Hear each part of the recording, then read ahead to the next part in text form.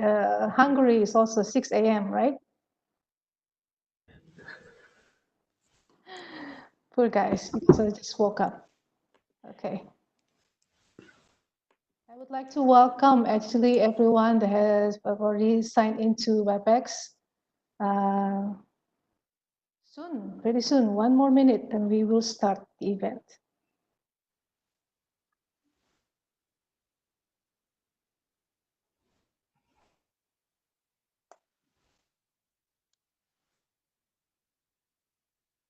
Welcome actually everyone that has signed into WebEx. Soon, 1 more minute. Start.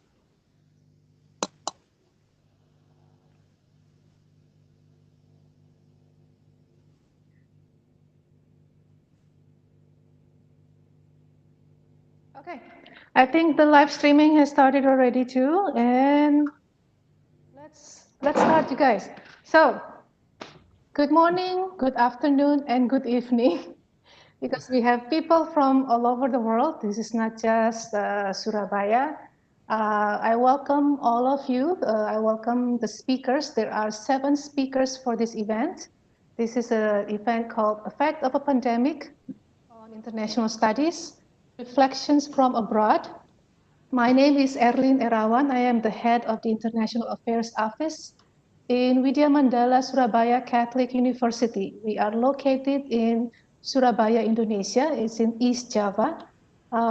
At this point, we are welcoming people from all over the place too. I believe there are some people who are joining from YouTube, not just in WebEx. And the YouTube ones, I think there will be people from, hopefully from Malaysia, from other parts of Indonesia. This is a very mixed group. We have mostly Widya Mandala students, and I would like to welcome all Widya Mandala students.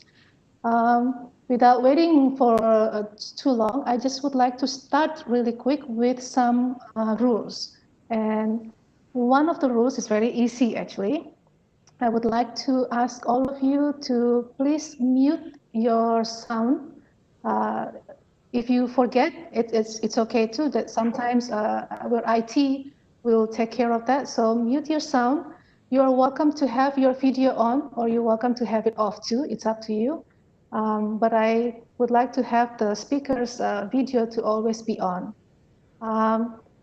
Joining us right now, we have also the director of Widya Mandala Surabaya Catholic University, who will start the event today with a welcoming speech. And I'm sure the speakers would like to say hi also to him. The speakers today are actually all Widya Mandala students and alumni. Some of them graduated just recently, within 1 year or maybe longer than that. Thank you for participating in this. I thank you to all 7 of you. When I mentioned this to all of you, I think you guys all jumped into that without even thinking a lot. I appreciate your enthusiasm. I appreciate your care to do this, and perhaps we can continue this on another the second series. But I would always welcome. It's always a pleasure to have all of you. Okay. Okay. At this point, I would like to welcome Dr. Kunchoro Fu, Director of Widya Mandala Surabaya Catholic University. You can see the Pancasila behind him. He is actually currently on campus because we are slowly, I think, adapting to or preparing to come back again to this new normal. Our topic today is about a little bit about pandemic, but also about studying abroad. So without further ado, I would like to welcome Pak Kunchoro to give his welcoming speech. Go ahead, Pak Kun. Thank you, Gally.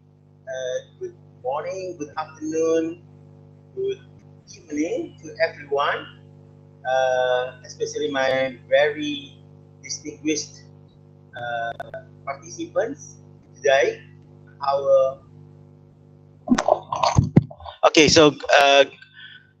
Good morning, good evening, good afternoon to everyone. And I would like to extend my sincerest appreciation and gratitude to our great alumni and also active students who are spending their exchange period during this time. And also, of course, to Mr. Tomaso for our fellow joining this international talk show.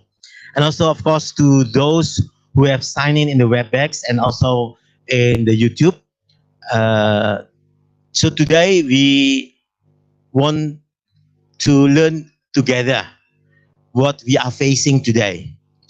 As a university administrator, university manager, university president, to other fellow presidents, we usually discuss how we can become a good university. And everyone will agree to say you should have good students. But when we proceed to the next question, how could you have or become a great university? And the response is that you should have great alumni. And that's what we are today. I'm very proud of having all of you uh, from all around the world, the other the other northern, southern hemisphere, and I'm very proud of you all. Why?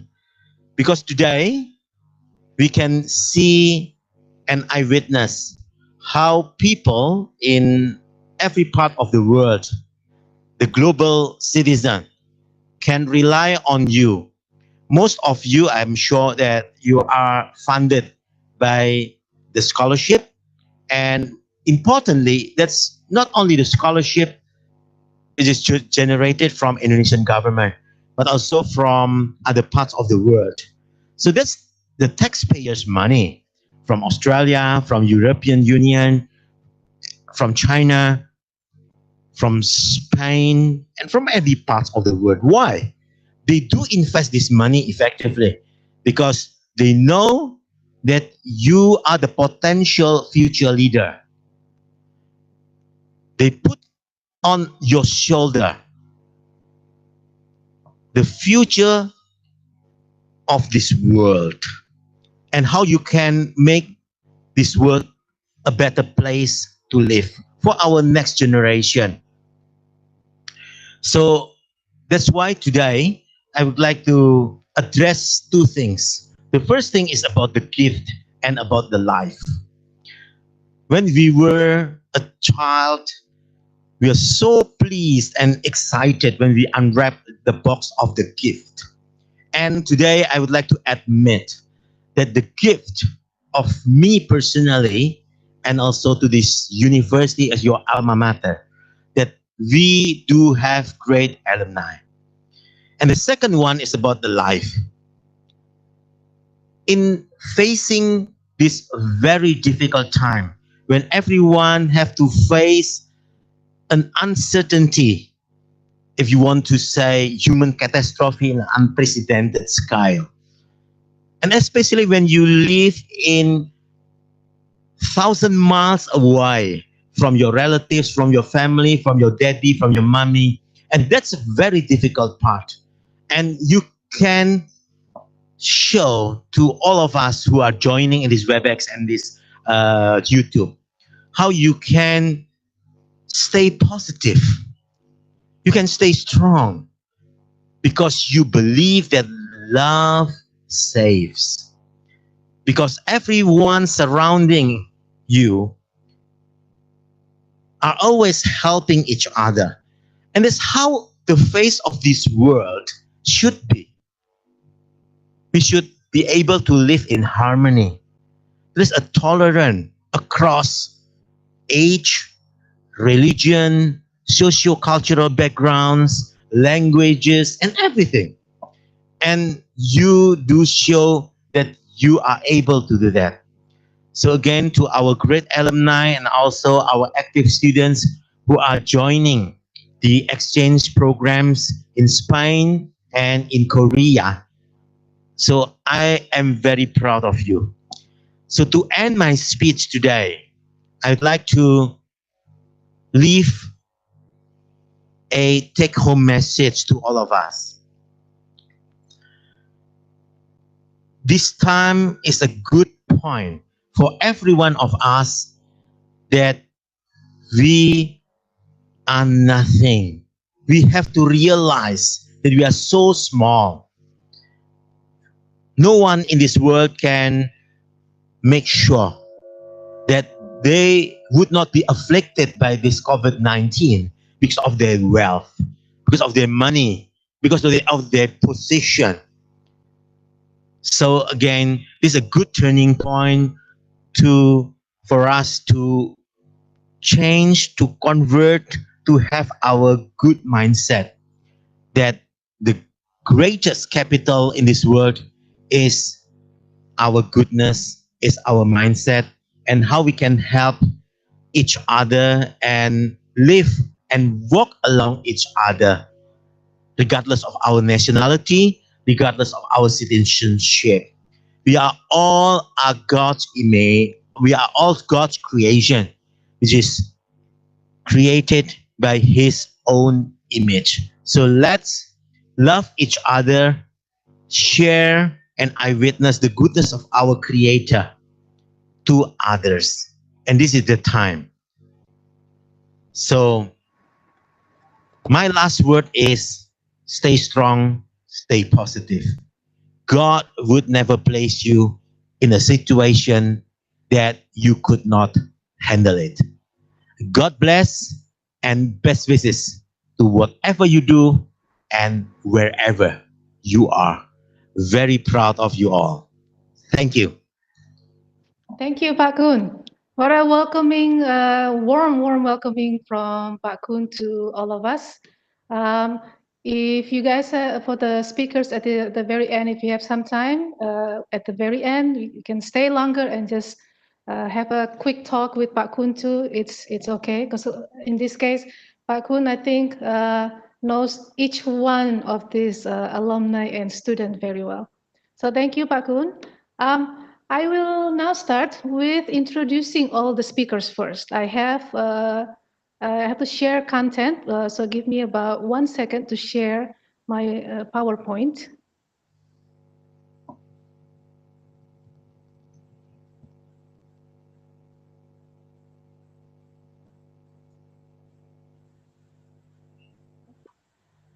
Okay. So again, I would like to remind everyone that today we are going to have a discussion about effects of a pandemic on international studies. We would like to focus more heavily on reflections from our speakers. But we also have a second session that we will have a chance to hear from the speakers about their scholarship, specifically about the scholarship. So for those of you who are here in order to hear more about scholarships and about studying abroad, please stay tuned until the second session. Okay? But for the first session, we will focus more on international studies and reflections about living during isolation during this pandemic. Yeah, we will hear from each one of the speakers, but for now, let me introduce them one at a time. It's a quick biography, but I will have a chance for them to talk about themselves directly also. So at first we have Randiano Tamalan. We call him by Randy. He's currently in Australia. He's studying a master program, a master degree in University of Sydney. He's been there since February 2019. His program is called Development Studies. So he will, later on in this session, in the second session, he will talk more about that. And his scholarship, which is LPDP, and this is from Indonesian government to Indonesian students. Previously, he graduated from Widya Mandala in Faculty of Nursing. So his bachelor is Bachelor of Nursing. The second speaker is Victor Christian Taharso. He's currently in China, close to Shanghai, I think. It's Jiangnan University. He can talk more about his place later. He graduated from Vidya Mandala with Bachelor of Agricultural Technology, majoring in food technology. He's currently doing his master degree in food science and engineering in Jiangnan University. His scholarship is Chinese government scholarship through AUN. AUN is ASEAN University Network. The third one is also a graduate from Faculty of Agricultural Technology, majoring in food technology. His name is David Chandra. David is currently in Hungary. His institution, and I apologize that I forgot to ask him how to pronounce the name of the institution, but maybe David can say about his institution himself later on. He's a master student in food science and technology engineering. And his scholarship is Stipendicum Hungaricum Scholarship Program. Okay, I'll move on to our fourth speaker is Yvonne Sebastian. He is a student in International Business Management or IBM here at Vidya Mandala. He's currently an exchange student at CTBC Financial Management College, and he's been in Taiwan since February 2020. I believe he should be back at the end of maybe another 1 or 2 months. They're currently about to start their final exams, I think. And then we have Stephanie Geraldine Santoso, who's also an exchange student. She's currently in Spain, Seville, Spain, Universidad de Sevilla, Spain, since February 2020. She's also international business management student here at Vidya Mandala. Stephanie is in Spain through an Erasmus scholarship. It's an Erasmus program for exchange students. And then we have Audrey Fine, graduated from Faculty of Psychology here at Vidya Mandala. Her university is University of Bologna in Italy, but she's currently in Canada. She's doing her internship in Canada. So she may be able to offer us view about studying in Europe, but at the same time about living in Canada during this pandemic. And her scholarship is Master Program in Work Organizational and Personal Psychology through the Erasmus Mundus Joint Master Degree Program. Erasmus Mundus Joint Master Degree Program offers a lot of programs, scholarships. Audrey will be able to talk about that more later on in the second session. And then our friend, Tommaso, or we call him Tommy. Tommy is, we would like to call him a graduate of Vidya Mandala, but unfortunately he's not. But we would like to welcome him to come to Vidya Mandala anytime in the future. He plans to come to Surabaya this July, but because of this COVID-19, he had to cancel that plan. But he graduated with a Bachelor of Science in Psychological Science and Techniques at University of Bologna in Italy. And he's currently doing his internship in the USA. His program, master degree program, is the same as Audrey, and he's actually a friend of Audrey. When Audrey asked if she can have his friend Tommy to talk also, and I found out that Tommy is located in the USA, I right away said, yes, why not? Because we would like to hear also a few and updates from the USA. Okay, and I believe that is all 7 speakers. Now let me close this sharing content.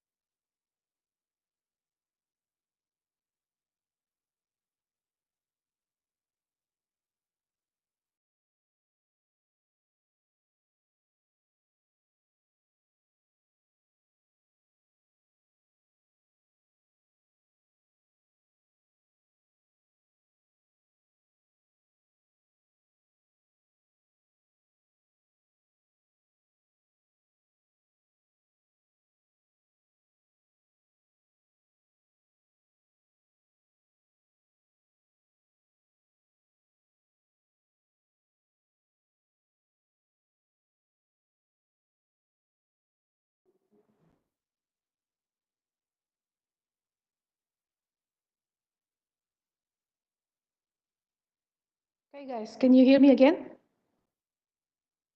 Okay. Now, sorry about that. Technical things happen during event like this. Unfortunately, we're not facing face to face. So, okay, let me start now. Going one at a time from each speaker. I would like to point to. Let's start with the closest one to us in Indonesia, Randy in Australia. Tell us a little bit about yourself, Randy. Tell us, not too long, maybe 1 minute, introducing anything that you would like to talk about yourself, things that I haven't mentioned before to our speakers. Go ahead. Hi everyone. Again, I would like to say thank you for Media Mandela for being so generous to invite us as speaker. Anyway, I would like to say a few things about me. If you notice, during my undergrad, I did nursing. Now I'm doing Master of Development Studies. It's a little bit of a jumping because before I was doing this whole biology and health things, and now I'm doing a master under School of Politics and Social Science.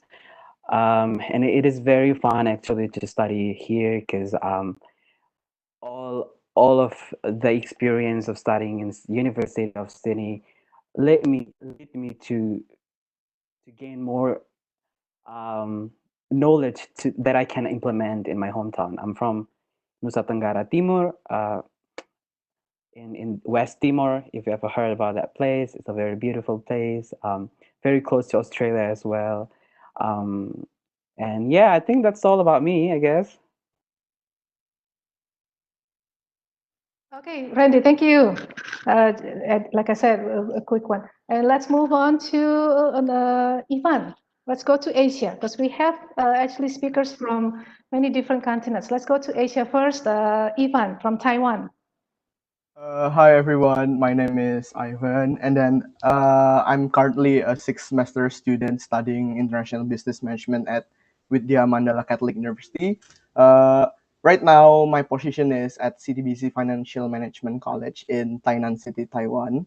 Uh, so I want to tell you guys a little bit about the city. The Tainan City is not too big. It's in comparison, it's almost like Sidoarjo City towards Surabaya. But it's very nice here. Everything is very chill. And right now, it's currently at summertime, so it's quite getting quite hot here. And I think a little bit more about CBC right now. When I'm doing my exchange program, I was uh, applied to banking and finance major here in CDBC. I think that's it from me. Thank you. Okay, thank you, Ivan. Still in Asia, let's go to China. Victor, please introduce us yourself. Hello everyone. Thank you. First time I want to say to Ma'am Marilyn and also Vidya Mandala for inviting me here. And my name is Victor, like Miss Ma'am Marilyn already said. And I'm currently in China in Wuxi. Maybe some of you don't know about this city because this city is quite small. It's like in Jiangsu province, like in Jiangsu, the continental city is the Nanjing, and Wuxi is like industrial city. It's like a small city near the Lake Tai, the biggest lake in China. And the weather here is quite wet. For right now is summer, but now it's kind of cloudy because here is wet. And I'm graduated maybe 2017, like 3 years ago, and I've been here for 2 years. Yeah, now this year is my second year. Right. That's about me. Thank you. Thank you, Victor. Okay, let's go north a little bit to Europe. Who should we start? Let's go with Stephanie. Steph, where are you? Yeah, so hello everyone. Actually, like this is not my first exchange program because like about 2 years ago, like I was spending one semester in South Korea. But what makes it different in this time, like I got a scholarship because like in Korea, like I paid all by myself, but right now I got a scholarship. Thank you God. Yeah, I think that's all. Thank you, Steph. We'll get to know Stephanie more later. Then let's go to still another country in Europe. David is in Hungary. Yes, hello everyone. My name is David, and Ma'am Arlene was not able to spell my university name. It's quite hard. I was not really used to it, but it is called Shanish Fun University in Budapest. Yeah, it's it's a little bit strange. So thank you for the opportunity to speak in this forum. I would like later on to give an insight about the conditions in Eastern Europe, because I think Eastern Europe is like it's not getting much more publication rather than Western Europe, for example, like Germany, Austria, France, and other countries like that. So I hope that I can share something nice later on. Thank you. Thank you, David. And then let's go to the last continent, North America. Let's start with Audrey first. Hi everyone, so my name is Audrey and yeah, I'm currently in Canada. I'm studying actually in Italy, but yeah, currently doing my internship period or my practicum in Canada. It's a small city, it's called Guelph. It's like about 1 hour away from Toronto. There's a lot of natural trails here, so 5 minutes away from my house, 10 minutes away from my house, you can see like, you know, really forests, kind of like small forests. It's spring here, so I'm beginning to see all the maple leaves turning red, and it's really beautiful. So yeah, I mean, yeah, that's all about me. I'm gonna be sharing more probably about my experience right here, right now, doing the practicum or the internship. So it's more of a not much of a study thing, but it's more of a like working kind of. So yeah, that's it from me. Thank you so much, Media Mandala, for like giving me the opportunity, and also thank you everyone for joining us today.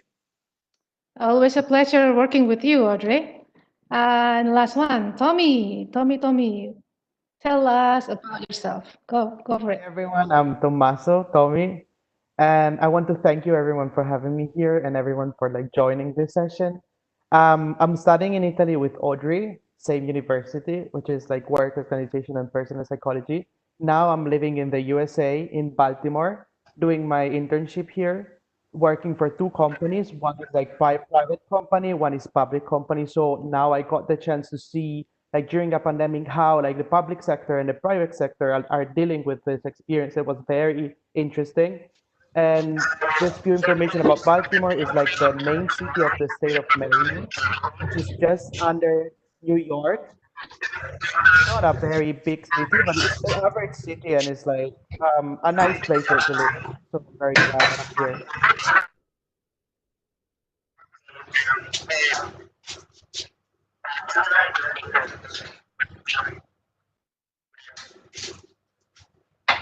Okay, Tommy, thank you.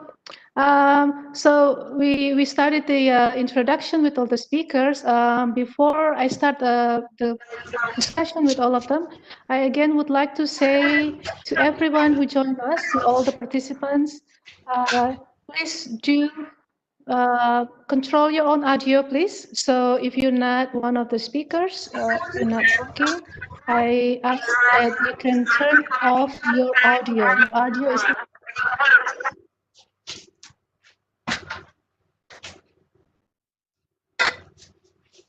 to be mute. Okay. Otherwise, from us here, from IT, we'll turn your audio on. If you have any questions, guys, please do write it on the chat section. You are welcome to write on the chat section on WebEx, but also on YouTube. Those of you who watch from YouTube, please do write any of your questions on the chat section. We have student staff who are actually watching and observing all of the chat and the writings, all the questions. I'm still hearing some noises for the IT. Please do turn off everything who's not talking. Okay. Now we are going to start talking about the pandemic. I think it's nice to start actually the conversation to the country where to experience first about the pandemic. The country that experienced while the rest of the world actually still sleeping. We know that people in China is already busy dealing with this. So let me ask actually Victor to start talking about this. Victor, share us a little bit about your study. When was that when you first experienced about the COVID-19? What happened to you? What happened to your nation, to your city around you? How did you deal with that? Can you share a little bit about that with us? Yeah. Like this pandemic has been started in China since maybe around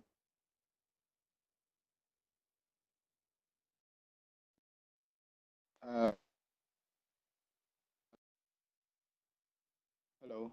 Yeah, like the first infection is in December, but I just knew it around in maybe in January because in China I never read or like watch news here because they use like high language like here in China it needs HSK 5, but maybe my HSK is only 3, so that's why I never read or watch news.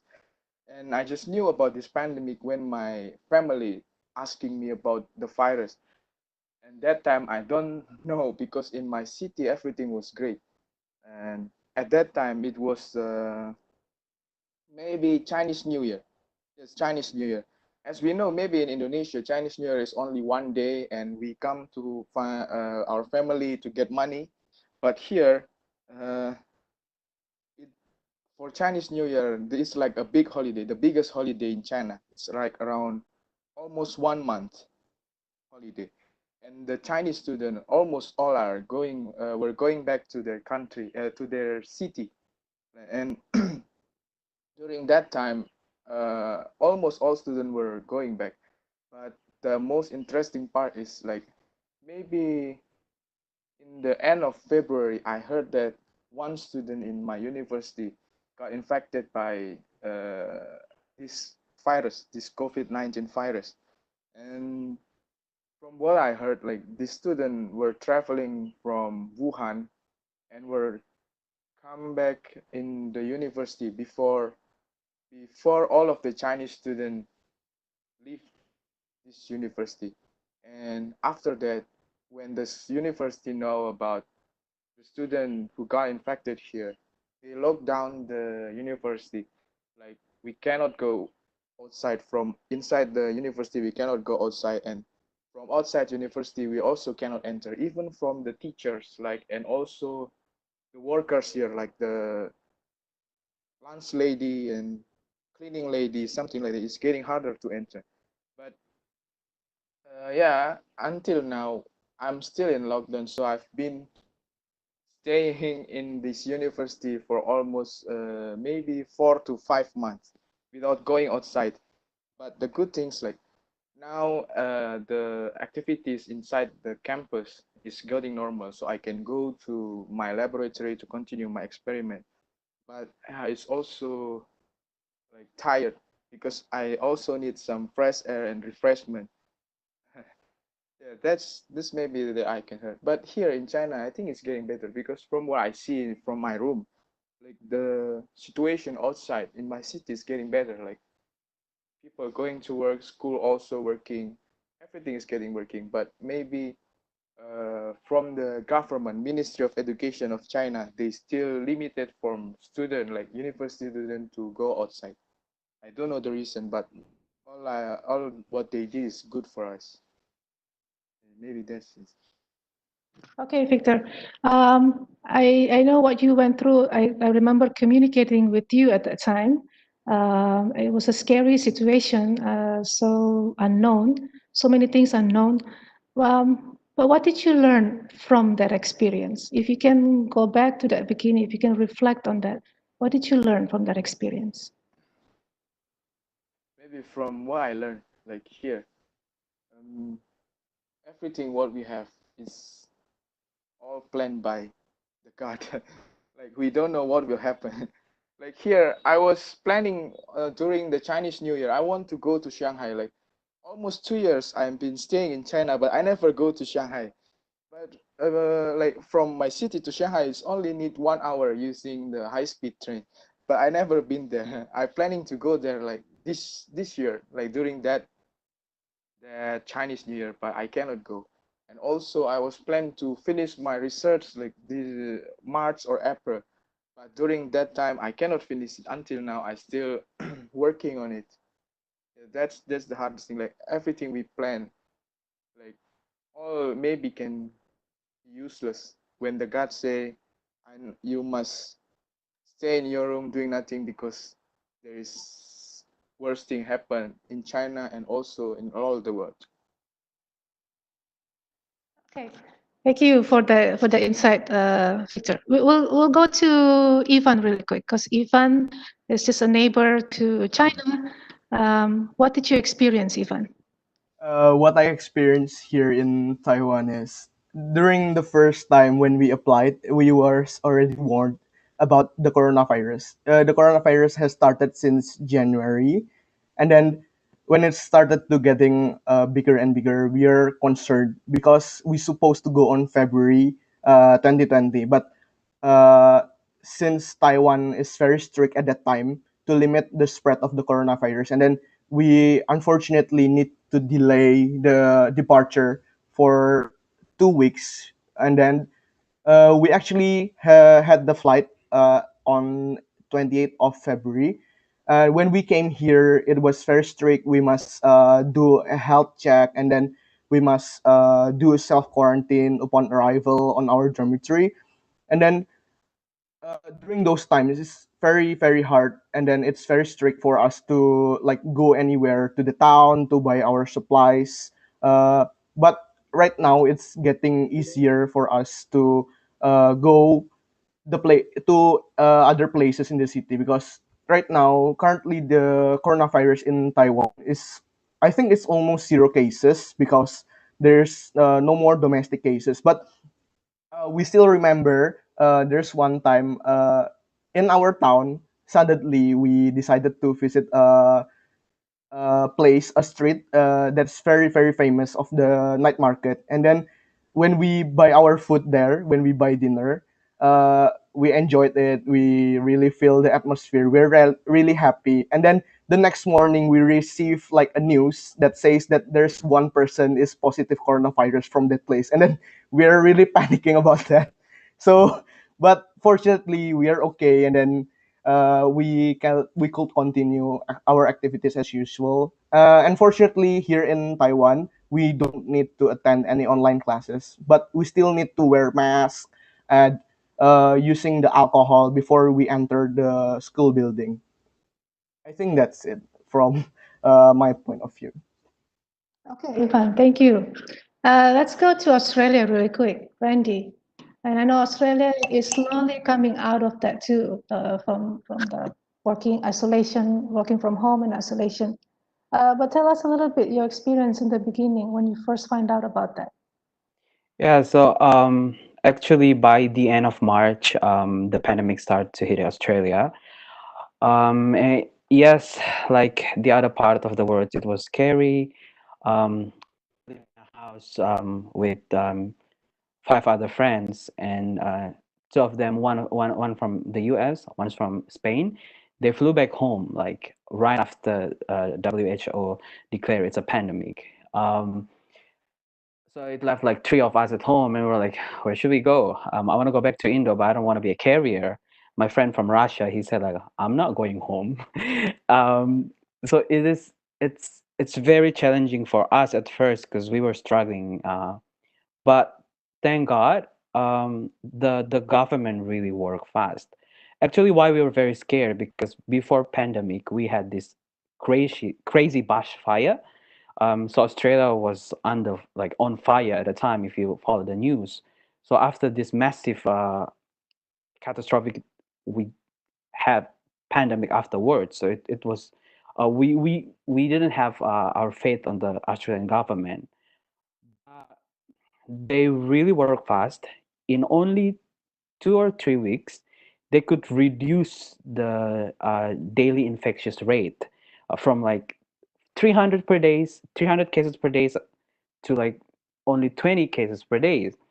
So it is it was around the third week of April, and then the university started to reopen again with a very strict control, of course. So um, I was happy because I know that I'm a student that has lacks self-control if I study at home. So studying at university, studying in library really helpful.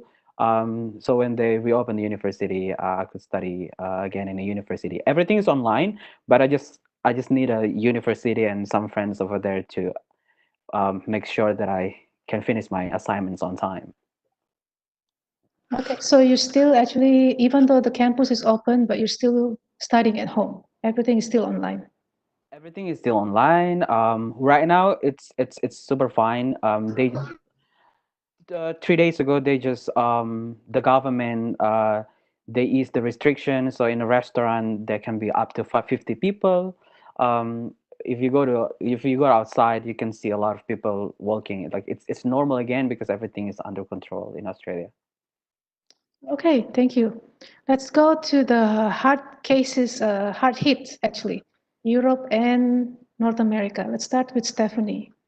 Now, Stephanie has quite an experience. I think as soon as she arrived in Seville within less than 2 weeks, without knowing everyone around her, not even probably friends, not even making friends yet. And what happened? Lockdown. So tell Yeah. us a little bit about your experience, Stephanie. So actually, like before I came here, like in Indonesia, like I already know that Corona is everywhere in this world. But when I'm checking the Spain, they only have 2 cases at that time. So I also come in Spain with only 2 cases.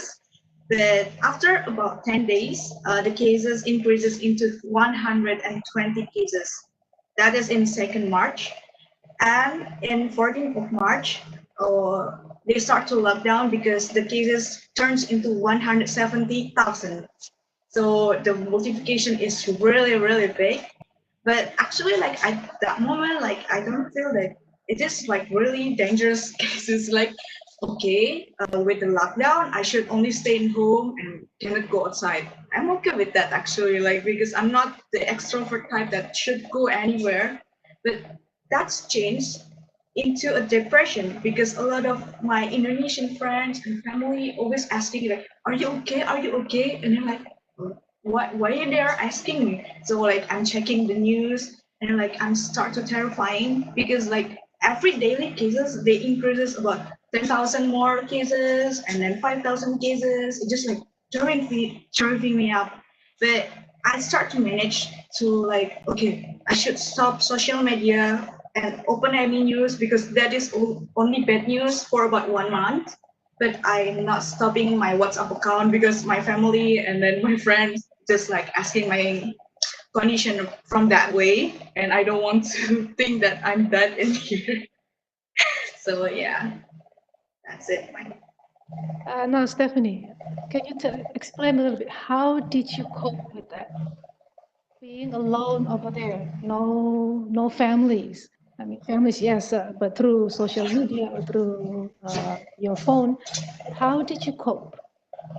So yeah, actually, like when I first came, like in here, like I went to university, and thank you God, like there are good friends to meet, good international friends. I got a friend from Czech Republic, and she helping me a lot, like buying SIM card, and then like showed me around here.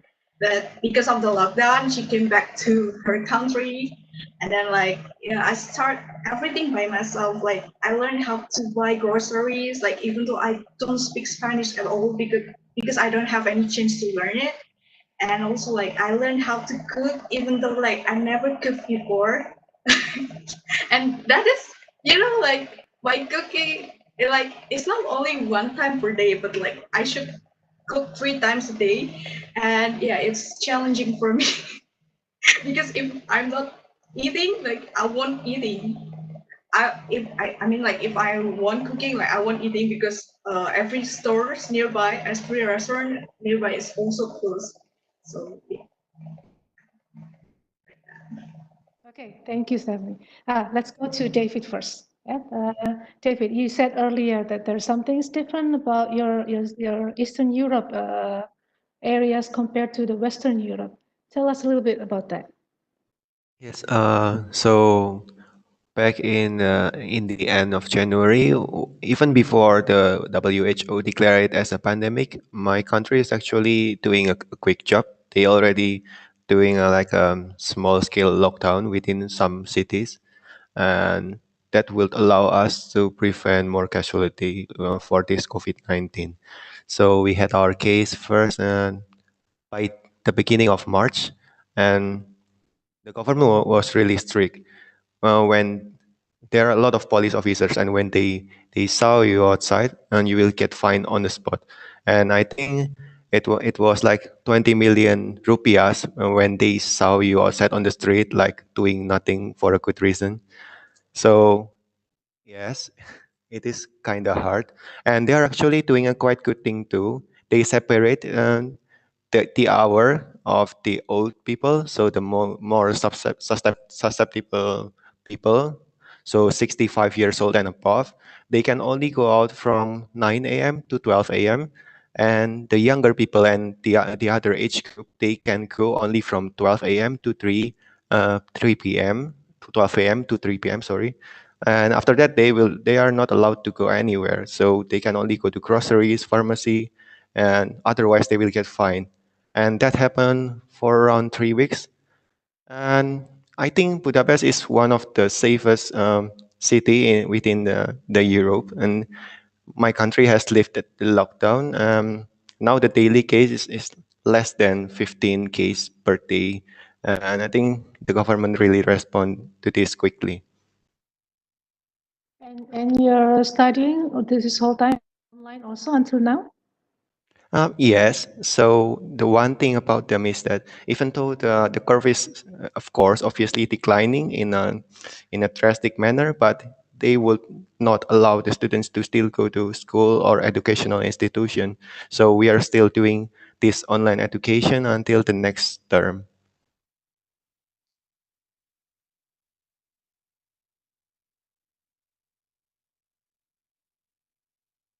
Sorry, ma'am, your audio is muted. Oh, sorry. Thank you. Let's go to Audrey really quick. Audrey, when did you arrive in Canada? I mean, where were you when the first pandemic hits Canada? So that was interesting because I think like I was running away from the pandemic kind of because I was in Italy and you know how hard Italy was hit by the pandemic, and then we actually spent 2 weeks in Spain before Spain got locked down. And then after that, I came to Canada, which was at that time I was fine. You know, like it was fine. It was not there wasn't many cases and stuff like that. But you know, so I managed to kind of like see the city a little bit. I didn't manage to go anywhere though. I wanted to go to Toronto, but I didn't get a chance to and all that. But I basically have 2 weeks in Canada with everything happening in a sense that like, I'd go to meetings, I made a few friends and stuff like that. But after 2 weeks, I've been ever since in the house, physical distancing. So it was never a lockdown here in Canada. It was physical distancing. So everything moved online, and I only go out for groceries and for normal walks. And even with walks, I think people are just generally very aware of the situation. And when you're just like walking around, like people would just like make space and stuff like that. So I think for that reason, actually the curve is getting better, but even until now we're still under physical distancing, so everybody is still in their own houses, still working from home and all that. And it can get a little bit hard being cooped up in your room basically, because you don't have like kind of like there's no like family or like stuff like that here, so just being in your room. So yeah, that's my story. So then you came to Canada for internship. Then what happened to your internship? Tell us a little bit about that. Yeah, so all the internship also moved online because I'm actually working in a consulting company within the university, and all university classes and all the university is basically closed, so we're not allowed to enter the university.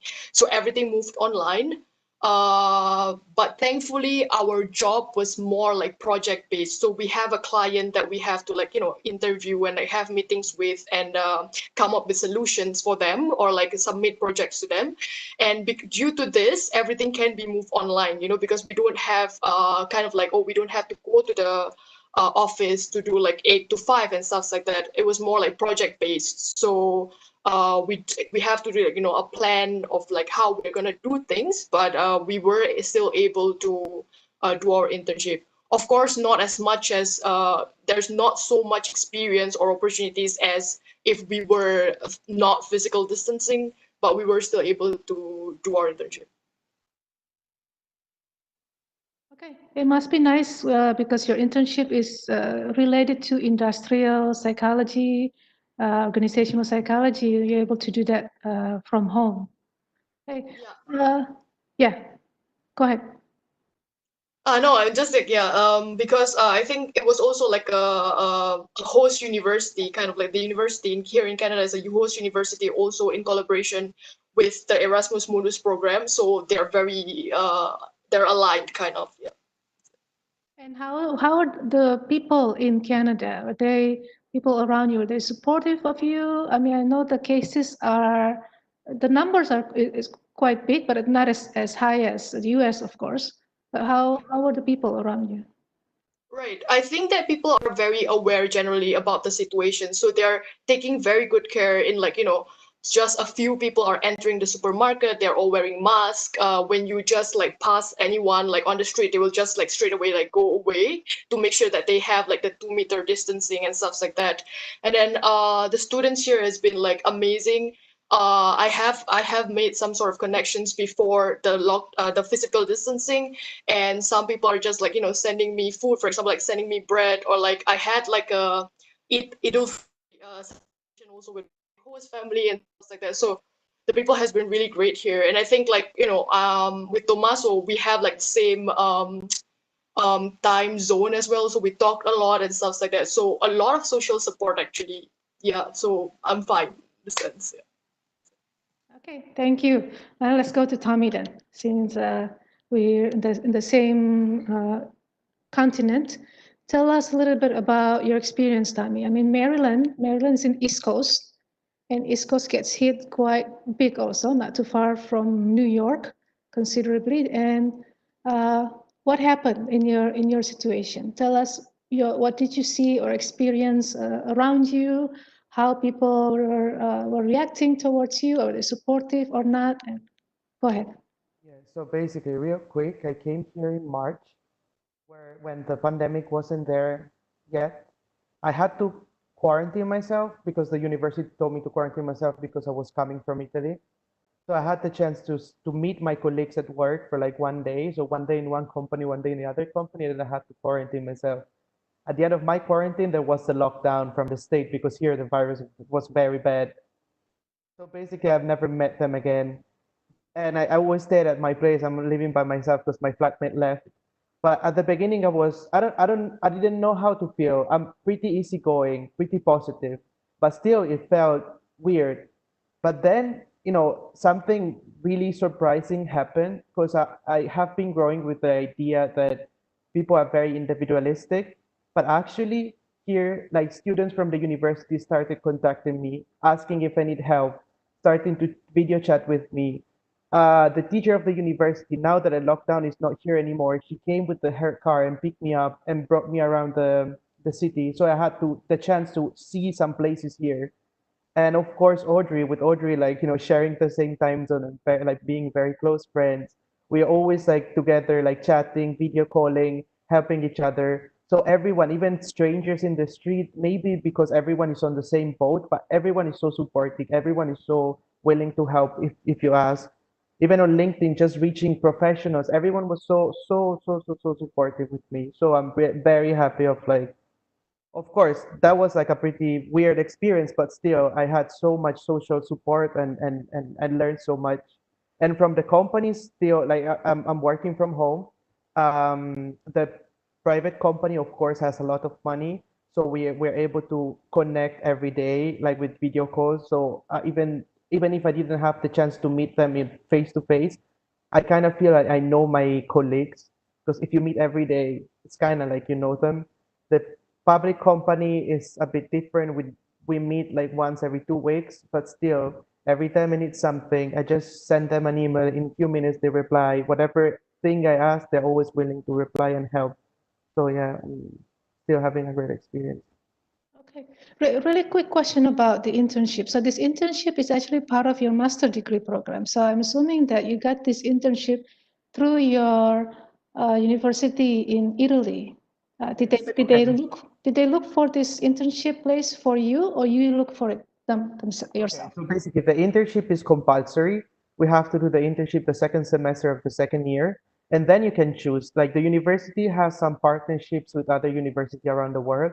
Like there's like one in South America, and then four in North America. No, three in North America and one in Canada. Yeah.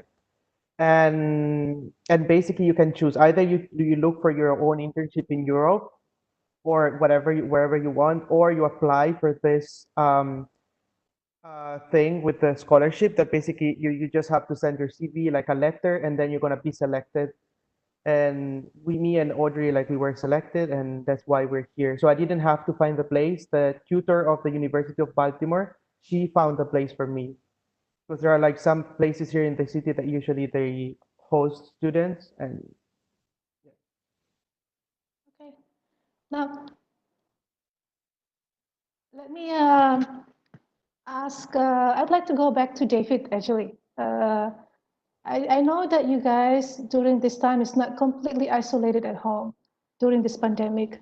And what I really like is that some of you were moved to do something actually. So it's not just completely staying hopeless and not doing anything at home. David, if you can share with us, what did you do in Hungary with all the other students, your friends, as a reaction to respond to this pandemic? And So should I show the slide. the slide? Okay, hold on a second. Yes, yes. While I'm showing the slide, please continue talking. Yes. So me and my friends, my colleagues in the Indonesian Student Association in Hungary, or PPI, we were doing some voluntarily actions um, while we are having this kind of predicament. So there are some things that we did in response against COVID-19. So next slide, please. Ma'am. So we arrange a focus group discussion with some speakers, which are mostly our own students here, studying here, Indonesian students.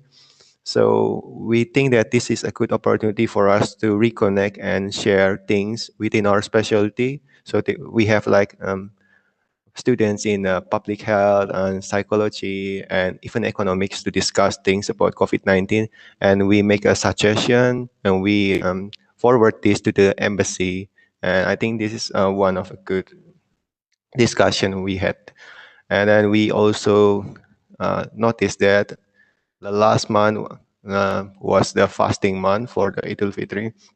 So we were also arranging some events, online events, of course, like to reconnect. And there are competitions, and we also raise some funds, and we distribute some rations to the Indonesians here in the name of help. And even we also distribute this kind of rations to the students here if they need it. So I think we did a lot of things. We did a lot of good things with the Indonesian Student Association. That's it, ma'am. Okay, now let's go to Randy. Randy, tell us a little bit about what did you do while I'm preparing for the slide. Yes. Um, so the university, I'll start by the university first. The university was very helpful. They actually know that international students um, were the ones that affected the most to because of the pandemic. So they give funding for international students, and it's around 2,000 Australian dollars. So it's around 20 million rupiah. So they're being very generous, and they keep emailing you. What do you need? They also provide us with freebies. At the time, I remember that people were struggling with toilet paper, so they quite fast and responsive provided for us, and it was very generous of them. Not only that, but those cleaning stuffs. So yes, the university were very supportive, and I the thing that I found touching is how the community in Sydney. I live in Newtown. This is a suburb very close to Sydney Uni. It's located uh, near the city. So basically, this is like a very modern place where before I barely saw people talking to each other on the street, like neighbors. They never talk, they never shout to each other. Very different to the scenario that I found in Dinoyo. Um, so during the pandemic, I walked through I walked to grocery shop, and then I found, if you guys can see, there's the first picture. It is a box that people initiate. So they uh, create this box so people can give and take. Because at the time, it was very difficult to find rice, um, milk, uh, flour, anything. So people are practicing this, and I was quite surprised. And this is around March, and they still have this until now. Um, So I feel like wow, it's such an amazing gimmick from the people of Newtown. Sorry, guys. Uh, Hold on. all right, hold on. Keep talking. Oh yeah. Um, and also the thing that I found is that how um when the pandemic uh when it happened here in Sydney, and then um as one of a metropolitan city where it's like, like money will determine where do you stay, how, like it will control everything about you. But when people don't have access to money, when people don't have access to things, they cannot buy things. The only thing that left is the kindness of the people. So the value of mutual assistance is the value that I learned during pandemic. um, my friends, my classmates, my housemates, my Indonesian friends, we cook for each other, and then we kind of like delivery the food, or we just simply have a dinner like almost every day, because we know that it's very difficult to get food. And it's just amazing how people just texting, okay, dinner at my home tonight, okay, I'll bring you lunch. So this kind of relationship, it's like we create our own kinship system, and it is very strong. And if you can see the last picture, the third picture, that's where we had a dinner with our landlord. So they came to our house and they said, look, I know that pandemic is very bad, and then we're going to reduce the rent. And we were quite surprised. Wow, you're doing this. This is a big thing. Um, they say that they just want to help because it's very bad. And turn out some of my friends also experience the same thing. Their landlords also reduce the rent. And the kindness that I experienced in Sydney it opened my eyes that no matter where you are, the value of the value of mutual assistance, the social capital is stronger. It's larger than everything. So if you like, I'm going to this big city, people are going to be very individual. Well, pandemic show me another side of Sydney. So I'm just very grateful that I got to learn this lesson. Okay. Thank you for that sharing. It's interesting, this Newton's Newton blessing box. We have something similar to that in Indonesia, where people actually put food in small plastic bags and then they attach it into their fences, and whoever that pass by, they can pick it up, and then they can also put some new ones. But I'm happy to see that different version of the gotong royong or mutual assistance also happens in Australia. Maybe who was that? Audrey, would you like to offer something about what did you do something, or did you experience something, or anything that you new learning that you got through this experience? I think my narrative would be very similar to what Kak Randy had said, because I think that I experienced like I said, I experienced like Idul Fitri here with my host family, and we were just like eating together and stuff like that. And we also had friends that I know basically for like 1-2 weeks before the pandemic, and they're like sending me breads or like just doing simple thing. Hey, I have a car. I know you have never seen Walmart before. I know it's something very like stupid or very very something very small, but like just to go there and like to see it. Or like this week, for example, this Sunday I'm gonna go to Niagara Falls with like a friend who has a car, because we can't take the public transportation, but like with a car you can like distance yourself within the car and then you can go.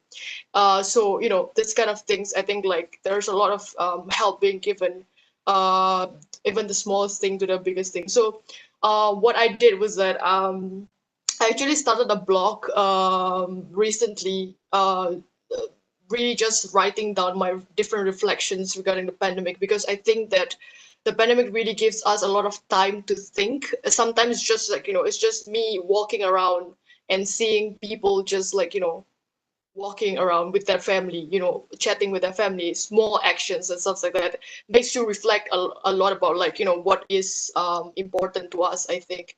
Also, like one other things that I really realized during this pandemic was because I was supposed to go back to Italy for graduation, right? In July. Due to the pandemic, I'm not able to do it. I didn't get a chance to actually say farewell to my friends, and not all my friends are from Italy. Some of them are from Tunisia, from Jamaica. So I don't know when, when in other time I'm gonna meet them. And if that's always in my mind. If I were to knew that a pandemic was going to happen, was there something that I would have done differently or something like this? I think that all of us didn't expect all of this, and we do take a lot of different things for granted. And I think it's very important. That's a very important lesson that the pandemic has taught me. Okay, thank you for that sharing of thoughts and feelings, Audrey. Let me go to Stephanie really quick. Steph, would you still recommend an exchange student program to other students, considering what you have been through? Tell me about your insight, please.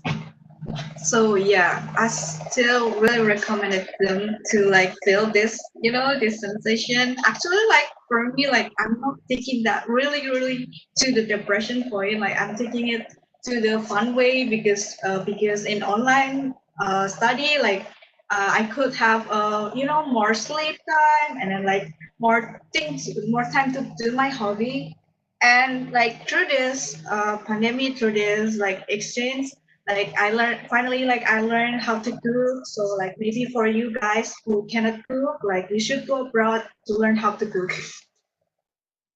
And like I believe that through this experience, like I'm getting stronger. Like it is not, yeah, I know that it is hard for this present, but like in future, like I must be like really strong. Like I imagine like if I'm not going to Spain, like I will only like thinking that okay, I'm stay Indonesian only, like Indonesia needs safe, like I don't want to go to anywhere. But after like I'm coming here, like where it feel the hardest, like I think like okay, nothing is like really harder than this situation. So yeah, I hope that you guys also like experience this, not the pandemic, but the experience to get stronger like I do. Thank you for that sharing, Stephanie. Let me go really quick to Yvonne again. How about you, Ivan?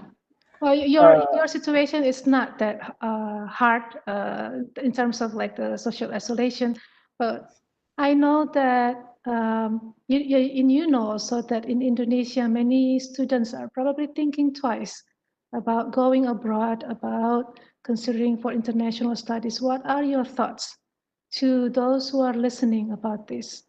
Any Uh, insight? Go ahead. for everyone that is listening to this event right now, I just want to say that it's very, very worth it for you to go abroad and experience the whole new thing. Like when you go abroad, your minds will be broadened and you will see a lot of new things from the culture, from the food, culinary, and then there's many things. And then you will be friends with many people from many perspective and different countries too.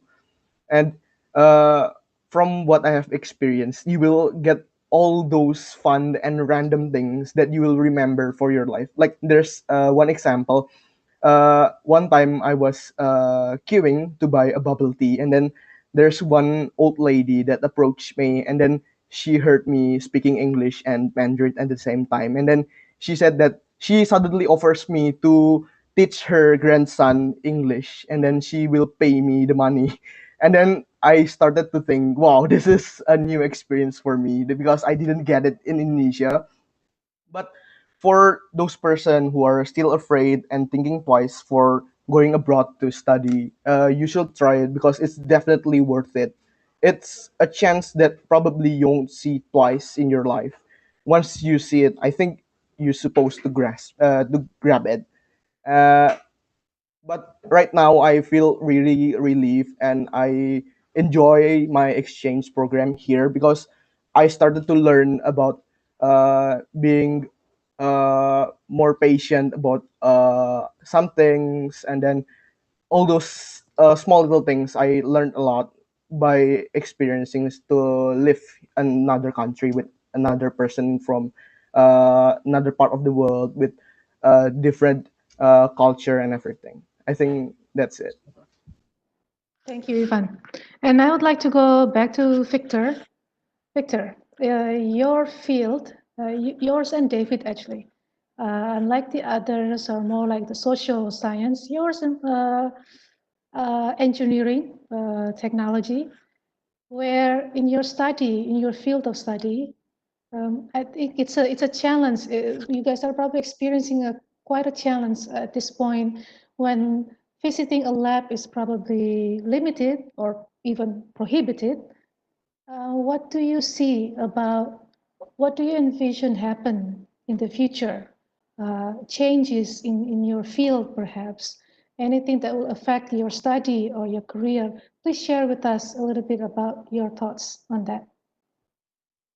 Yeah, from what I see here during this pandemic, like in China, maybe some people, many of you knew that China always knew that like not a clean country. Like here, it's like dirty everywhere. But some are true and some are not.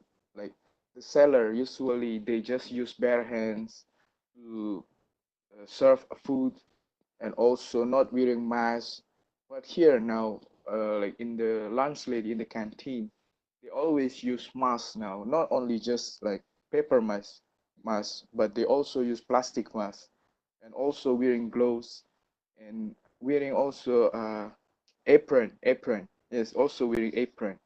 And when we buy some food outside, like we call it here Waimai, it's like buying outside. It's an application like Gojek. In Indonesia, it's like Gojek. Uh, they send the food and also put the name of the cook, the chef, and also their body temperature. Like I've posted in my Instagram like few months ago.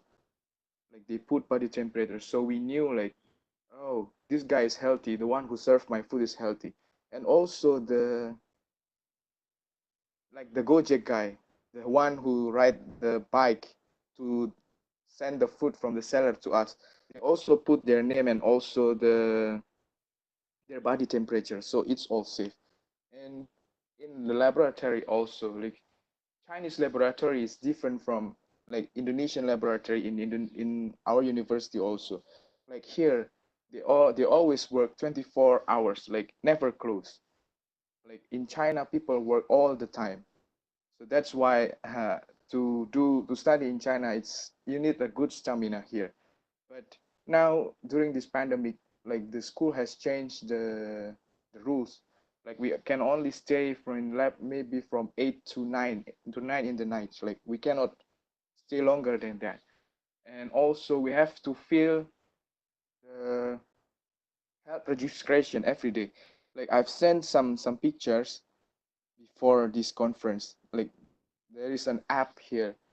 We have to like report our daily health, like our body temperature. Like, are you healthy or not? Every day, in the morning, night, and also afternoon.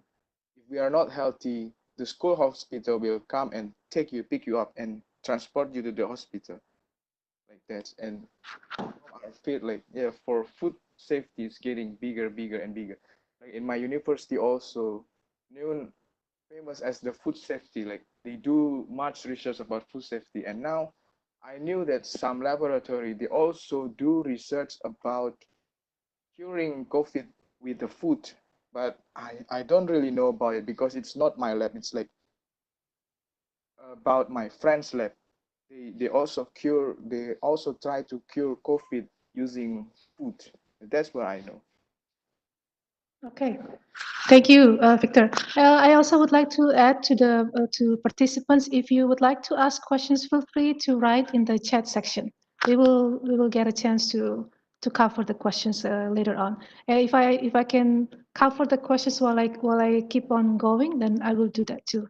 But let me go back to David. Also, I would like to give a chance to David to say something about that same question, David. What do you think? How do you think this affect your field in terms of studying in campus when lab visiting is sometimes limited? Us who studies engineering, I think it is very hard for us not to be able to do practicals in the laboratory.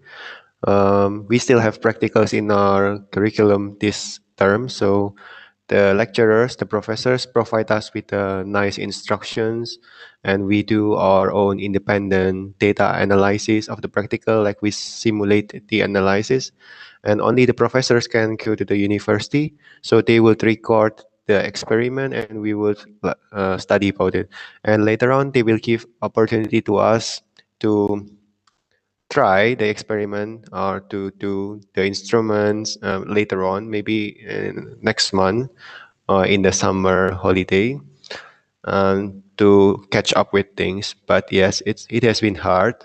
But so far, I think it's good, and we've been adapting to this style of distance practical quite well, I think. Thank you, David, and thank you to all speakers. I think I would like to, at this point, because of the time, also move on to the second session. Unfortunately, time is limited, so we'll probably skip the other part later on after the session. But let's start the second session first. We're switching into the mode of more on the scholarship and more on the study itself. Let me start with, let's start with Randy, perhaps, yeah? Start with Randy. Can you tell us, are there any messages you would like to tell us about your scholarship, about your university, about admission for new students, and so on? And also, please offer us, guys, a little bit of insight about your experience in getting the scholarship, how smooth or not smooth of that process for you. Because I know that getting scholarship is not easy and it can be very challenging. And while Randy is talking, I will share content of the information. Go ahead. Okay, so I'm under LPDP, so this is a scholarship from Indonesian government. This scholarship, I would like to encourage my friends, you guys that watch, to take it, because this is such a very good opportunity. They have a big number for students every year. They also open 2 times in a year.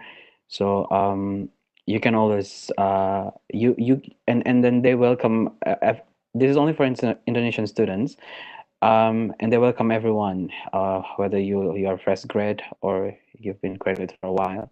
You can always apply for this scholarship. This is for masters and PhD only. So if you're bachelor, unfortunately, you need to wait until masters and PhD. Um, it also has several type of funding. So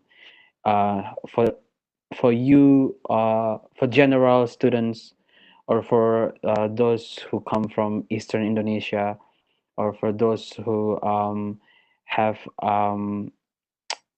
this prestigious achievement while they study, while they're doing their bachelor, like maybe you got first place in singing competition, for example. They have this different kind of admissions, but after that you're just gonna be under one umbrella, which is the Indonesian government scholarship. And you can choose wherever in the world you want. um, the US, the Europe, Australia, Asia, Africa, South America. You can choose anywhere you want. I choose Australia because I'm in love with Sydney, and I just figured it out that Pak Kun and I share the same alma mater. So yeah, Pak Kun was here in Sydney Uni, I think in the 90s, Pak Kun, if I'm not mistaken. After I did a little bit of research on you. um, so yeah, if you want to know more about LPDP, they have the Instagram account. It is very easy to read their information there. Or if you want to ask me more questions, I have my email here. Uh, Later I will post on comment section. So if you want to ask about LPDP, I'm happy to share. Thank you. Yeah, your email is on the slide now, and I would like to tell everyone that we will email you this PowerPoint also at later on in the future, together with your certificate. If you don't need certificate, it's okay too, but we will give you this PowerPoint. Then you can get information on how to contact each speaker. But Randy, tell me just shortly your experience in getting scholarship, please. Oh, Don't be shy. okay. I I think since the last semester of my studying in Widya Mandala, I contacted Ma'am Erlin, and I told Ma'am Erlin, "Ma'am, I wanna apply for scholarship," and Ma'am Erlin helped me a lot with my essays at the time. I tried to apply for Australian Award Scholarship, which is the government from Australia, the scholarship from Australian government, but I didn't make it for two times, and then I tried the Indonesian government scholarship, and it only one shot. So I was quite surprised. It was actually not very difficult. Yes, it has a lot of documents, very different to Australian Award Scholarship. There's a lot of documents and a lot of selections, but actually, it is for me personally, it is okay. It is all right. Um, why I got this scholarship? I think because during the interview, I really showed them that my willingness to go back to my hometown and contribute to the development program. Um, so I think they got it from me, and the whole idea of why I want to study abroad. So my message is that if you want to get the scholarship, you really need to love your country. So if you want to get the scholarship to in order to enhance your international career, then I would say, no, I'm sorry. But if you want to get the scholarship to support and contribute to your country, this will be an easy choice for you. Okay, thank you. So after failing twice, Two times for two Australian government. times, yeah. Yeah, So the take-home message is that never give up. never give up. You have Ma'am Erlin. She will help you. Okay, let's go to Victor again. Victor, can you tell us a little bit about your scholarship? And Victor's information is also here. His email is victorchristian95@yahoo.com. Let me get to the slide really quick. Uh, yeah. Right now, under the Chinese government scholarship. Like this scholarship has a lot of ways to apply. Like the first way is using Indonesian government, like Chinese and Indonesian government has relation, and also the second one is through the Chinese university, and the third one is my way, is the ASEAN University Network. Like, it's an organization in ASEAN that uh, give scholarship to students from Asian member country. Can you show the next slide, ma'am? Okay. Hold on. It takes okay. If you want to apply the Chinese government scholarship, I think it's easier to contact through the Chinese university. Like you search the Chinese website, the Chinese university website, and try to find the scholarship they offer. It's easy way, but also I don't know about it. I just knew it when I arrived in China. So the scholarship that I know is only the Chinese government scholarship through the AUN program. It's getting hard. It's not easy to apply. Like you have to, if you want to know about the information, you can visit the websites like www.aunsec.org, and you can tap the scholarship, and there are three scholarships. There's like Asian scholarship, China, and Japan. All I know, the active scholarship is only Asian and China. Japan is not active like during this time. I don't know why. And also the next slide, man. And yeah, like what I say, this scholarship is under the Asian and China Academic Corporation Exchange Program in cooperation with Chinese Scholarship Council. Like CSC is the founding here, like the one who send you money. It's under the Ministry of Education of China. This scholarship, the application is around October through January. Like maybe if you want to apply for 2020 and 2021 enrollment is already closed, but you can try for 2021 and 2022. And the scholarship only offer for graduate student, which is master and PhD for Asian member country. Like, and it offer full scholarship like tuition fee, accommodation, monthly stipend, and medical insurance. Like in China, for international students, they offer two options. Like you can stay inside the campus, or you can live outside the campus. But if you want to study in China, I recommend to stay inside the campus, like stay in their dorm, because if you live outside, it's really hard and it's expensive. Like if you stay in the school dorm, it's a little bit cheaper. And also some university has like single room dorm. Like my university, they offer single room for one person in for international student. And the monthly stipend is quite high, I think. For master is around 3,000. If you Yeah, for master is 3,000. For PhD it's around 3,500. And that's Quite per month. Yeah, per month. Like if you change it into rupiah, it's around 6 million every month. 6 million every month is quite high, I think. And only offer 30 scholarship annually, like every year, only 30 people get this scholarship. So yeah, that's why I talked in the beginning, like this one is not the easiest way to get the Chinese government scholarship, but you can try. Like there are some probabilities you can get this scholarship. And if you want to know about Chinese university, you can visit the campuschina.org. That website is to know which university you want to apply. Like they offer different major and subject. And also the onsec.org is for the scholarship. And in China, if you apply this scholarship, they will ask you to choose three university that you want to apply. For me, since I don't know about Chinese university, I just fill it randomly. I just choose university which has the food science program. But I got accepted in this university, in this Jiangnan University. Like luckily, this university is quite high in ranking for food science. I think it's maybe number one in China and in the world. Yeah, in the China and in the world, outside the Wageningen University. So I think if you want to apply, you should know the university you want to apply. and they will put you in the best university in China. That's what I can tell about this scholarship. Okay. This Oh, is oh yeah, this slide is like right now in my university, like all the Chinese students are returned from their hometown.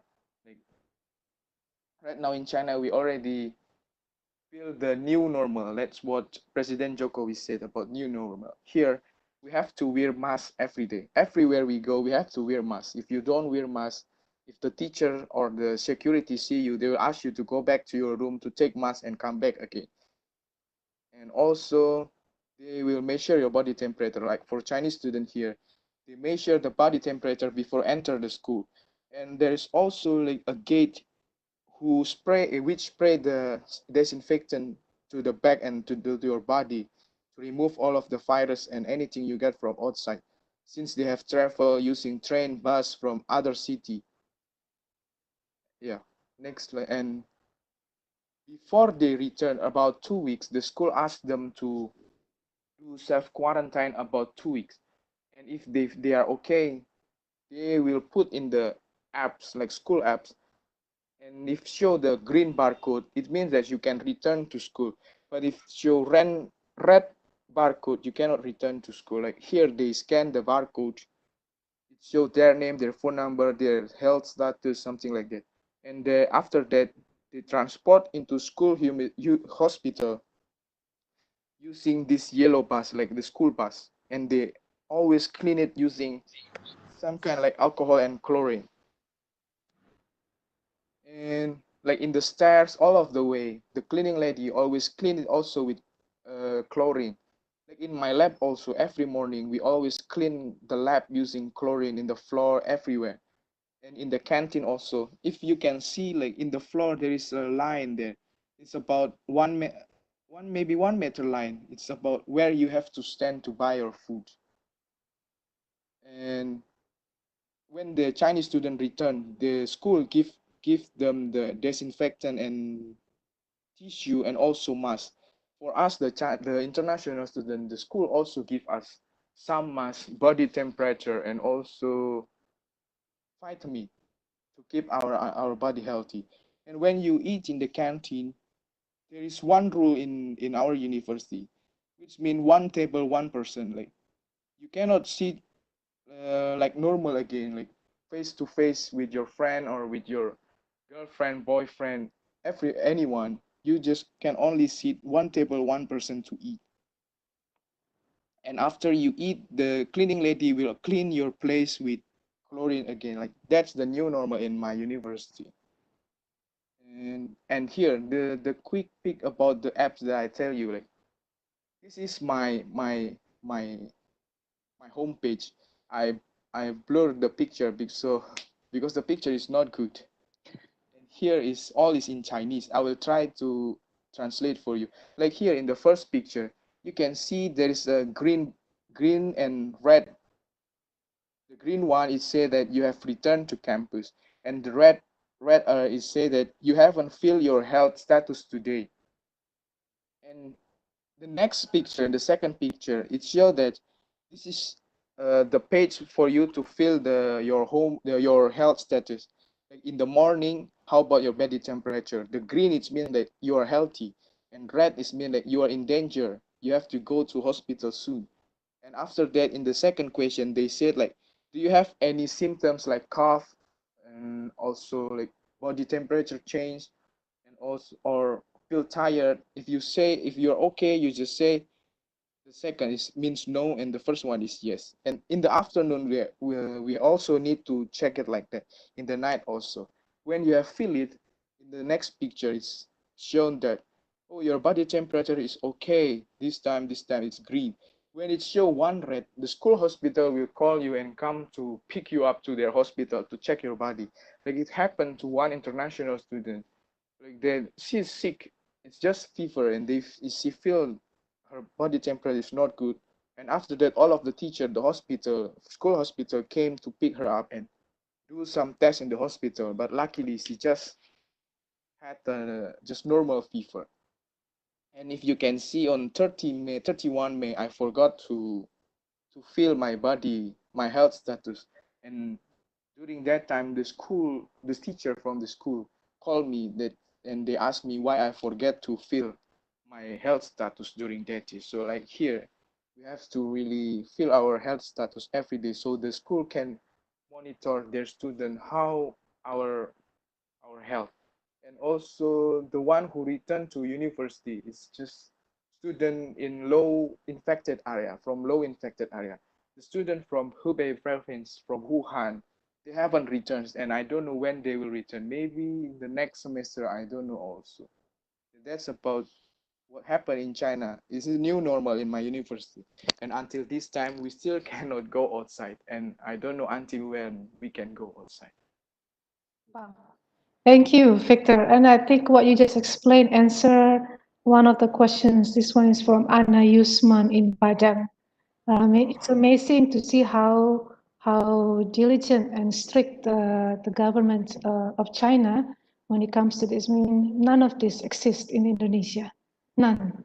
So maybe it's a struggle between freedom of individual and also how to control this movement of the spreading of the virus. But thank you for offering your experience, because this is new knowledge, I think, for many of us. Let's move to Audrey. Audrey, can you tell us about your experience? I'm sorry, about your scholarship. Let me get to your slide. Okay, this one. Okay. So I'm actually involved in the Erasmus Mundus Joint Master Degree Program, especially in the field of work, organizational, and personal psychology. But actually, the Erasmus Mundus Joint Master Degree Program consists of a lot of different courses.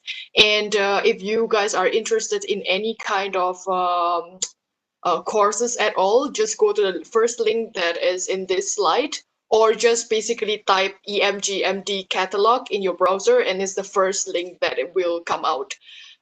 There's really different courses and stuff like that, and every one of them has different way in which you can register to them, different deadlines and everything. So it is a scholarship from the European Union, and it is usually open kind of like in November or December to kind of like January and February, the scholarship itself. The process is pretty similar, although there's a lot of different courses.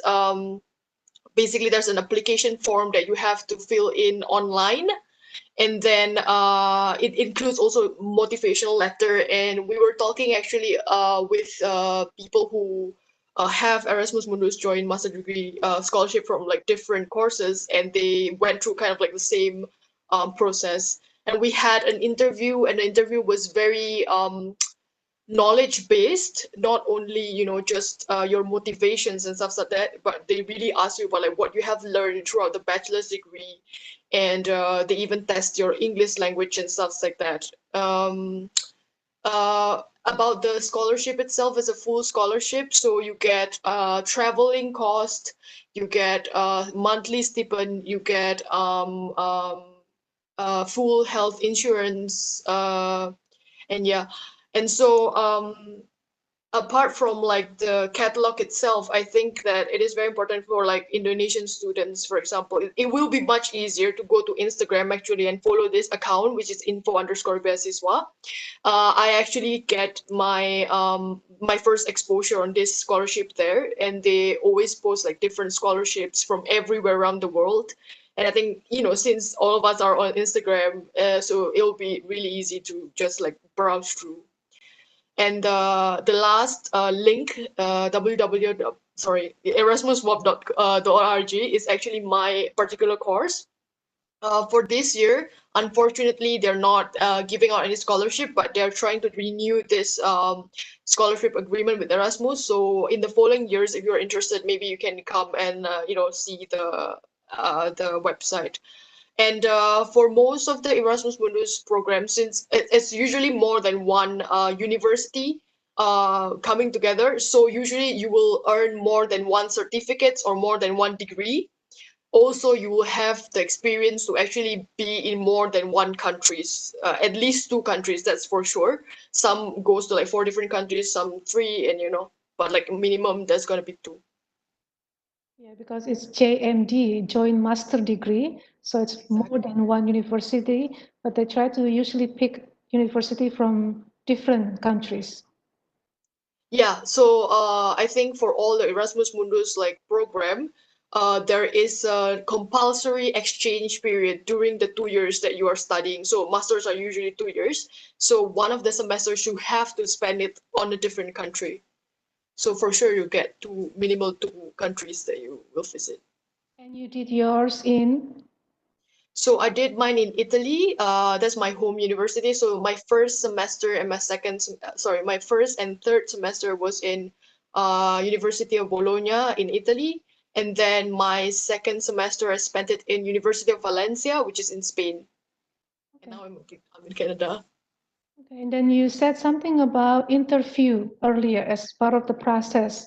How was it done, the interview?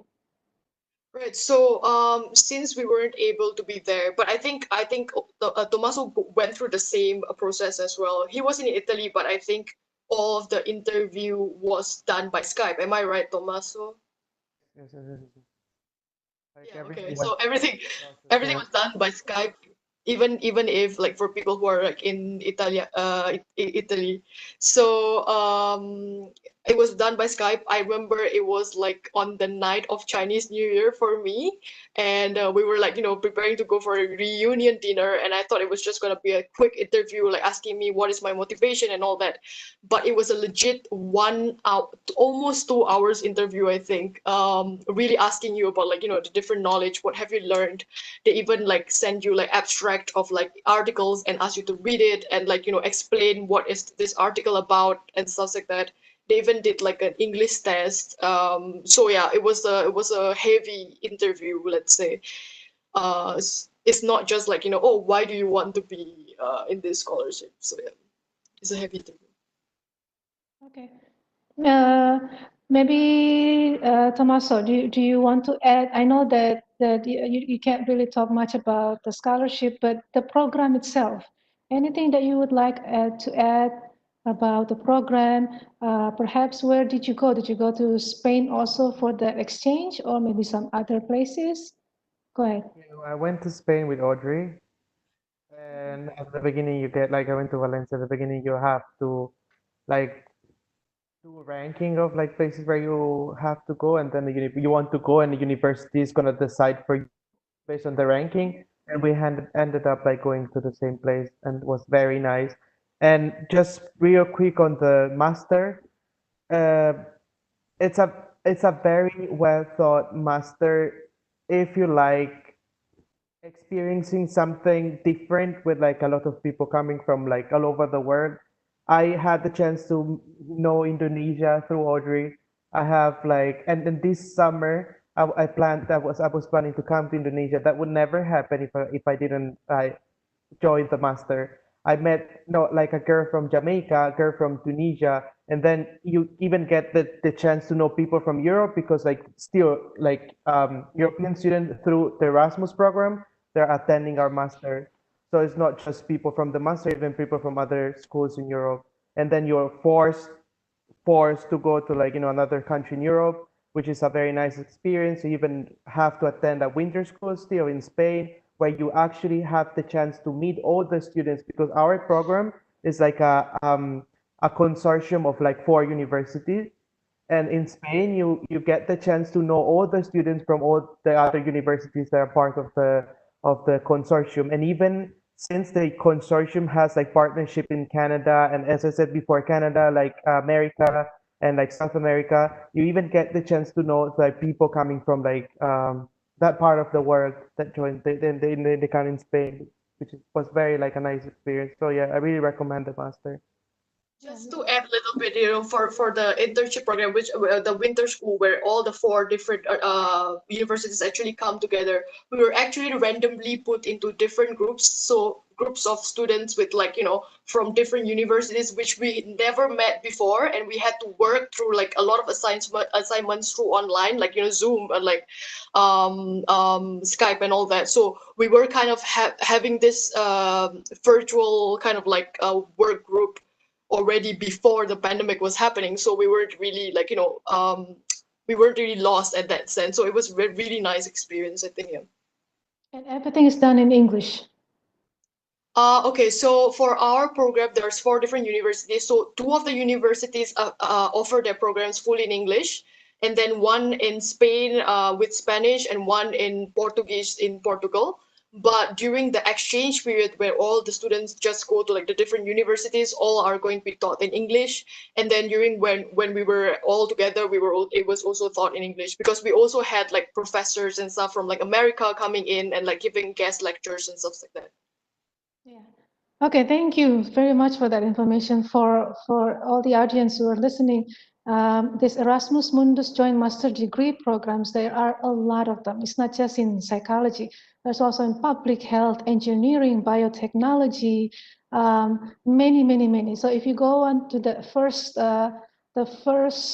link on this slide, that will give you all. It's like the EMJMD catalog. It will show you all of those types of degrees.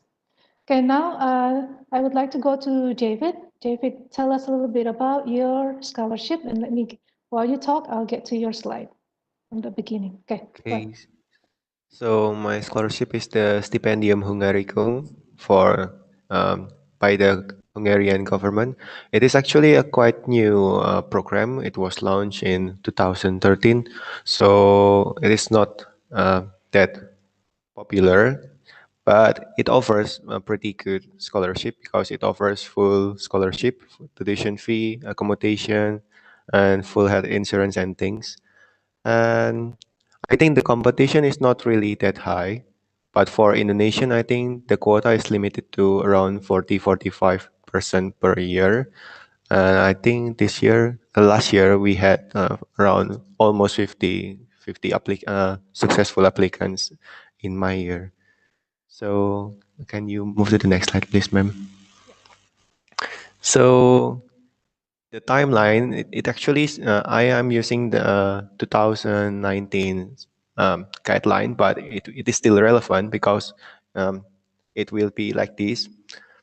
And it will start around November, and the deadline is usually in January in every year. And they will have like document screening, and you will have interview around March until May, and it will be decided on June to start your program in September. So there is a 2 or 3 months delay between the announcement and your start of study.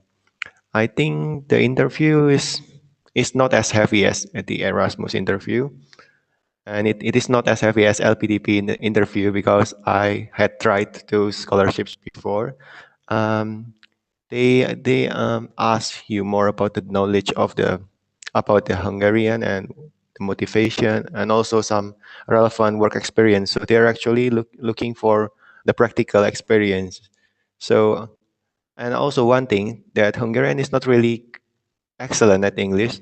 So this is a good opportunity for you that are not really confident in English, because they have like a bit lower standard than usual in terms of English. They also offer a degree in bachelor, so that is actually a plus compared to the other scholarship. So they accept scholarships applicants from bachelor degree to PhD degree. And for bachelor, it is a little bit more competitive. But yeah, we had Indonesian bachelor applicants this year. I think you can try it. It will be open again in this November. And I don't think that they will stop this program because they are trying to promote the Hungarian scholarships. And can you move to the next slide, please, ma'am? Yeah. And actually, studying here is a very good opportunity because, believe me, Budapest is one of the most beautiful city in Europe. I think it is the top destination in the world in 2019. And the architecture was very beautiful, and we had a lot of opportunity to go there, and the international exposure is really great. So I think that it will be really worth it.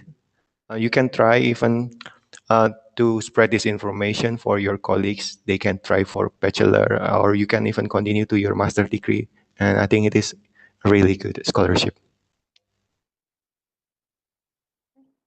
Okay. How was your process, David? Tell us a little bit insight about your own process, in finally that you get to this level. I know you mentioned a little bit about LPDP earlier, but I share a little bit about that. Yes, so I tried a lot of different scholarships before. I tried LPDP, I tried Chevening scholarship in UK, and I was planning to register also for the Australian awards and Fulbright. So I tried almost everything, but because of some circumstance, yeah, I failed with LPDP and I also failed with Chevening because I don't have the relevant work experience. Chevening, they need you to have at least 2 years of work experience, and they only offer a master degree scholarship. So there is no opportunity for you to take a PhD scholarship with it. So I think the best time to start looking for scholarship is around this month. I was looking for scholarship also around this month, 2 years ago. Yeah, 2 years ago.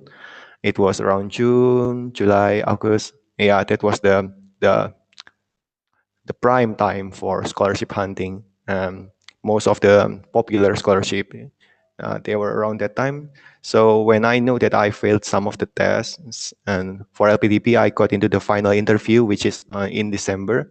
So I knew that, okay, let's look for another scholarship that is still open, which are the Fulbright Scholarship, which the deadline is around February, and this scholarship. So let's give it a try. And yeah, only God knows.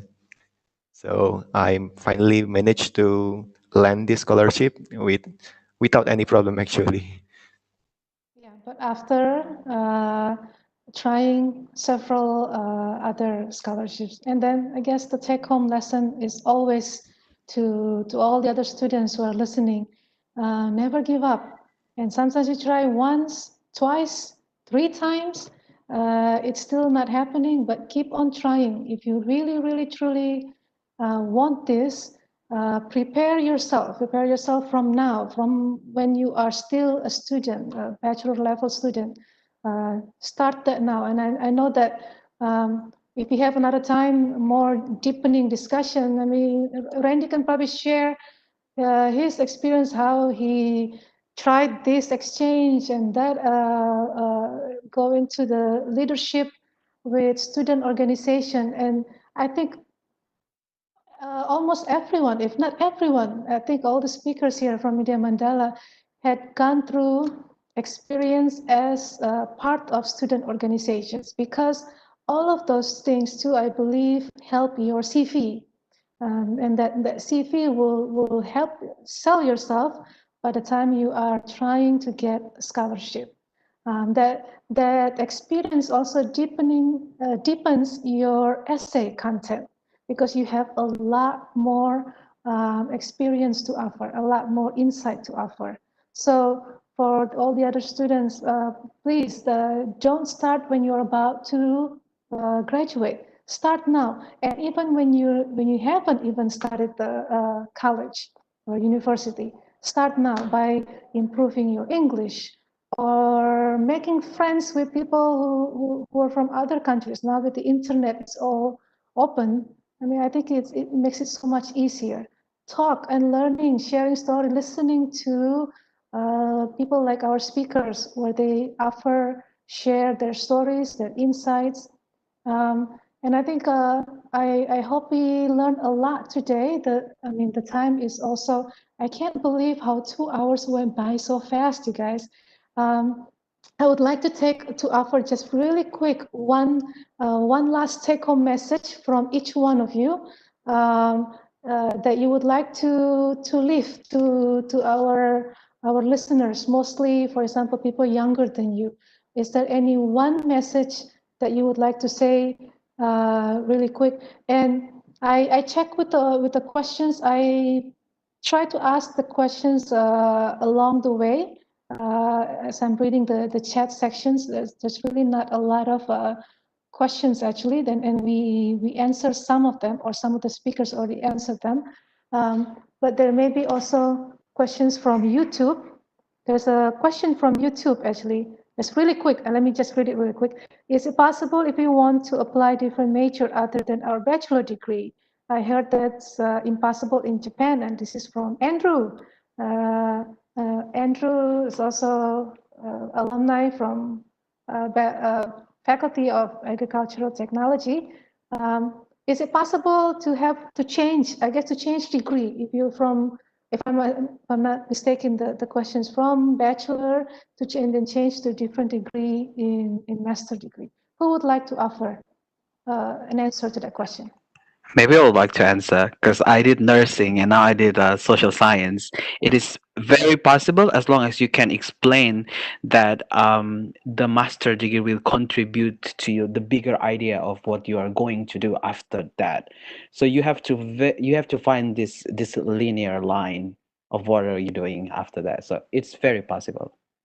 Okay. And yeah, Audrey.